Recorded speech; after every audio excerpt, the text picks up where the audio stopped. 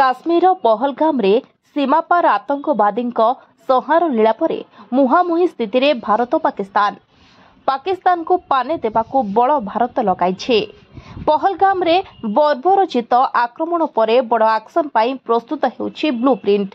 प्रथमे नियापाणी बंद करी पाकिस्तान को पंगु करिबो भारत आउ लोक संपर्क छिन्न करा जिपा परे होई पारे सामरिक एक्शन।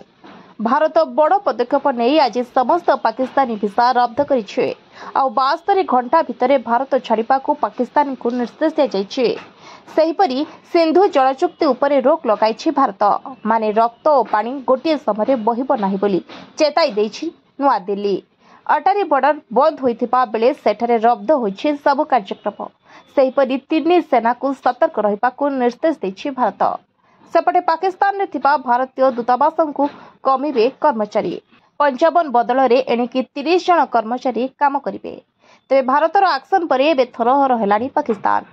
तेणु प्रधानमंत्री शहबाज शरीफ सह बैठक पर सबु भारतीयों भिसा रद्द करने को निष्पत्ति नियाଯାଇଛି एवं 48 घंटा मध्य पाकिस्तान छाड़िबा को कहुଯାଇଛି। पाकिस्तान आकाश मार्ग भारत पाई बंद कराଯାଇଛି। वाघा सीमा बंद करिछि पाकिस्तान। भारत सह सब संपर्क एवं सबु प्रकार वाणिज्य कारबार बंद रहिबो। पाकिस्तान सेना संपूर्ण प्रस्तुत थिबा कहिछि प्रधानमंत्री कार्यालय आ सिंधु नदीर पानी रोकिले बड़ पदक्षेप नियाजिबो बोली धमक देछि Pakistan. Bureau report, voice of Odisha live.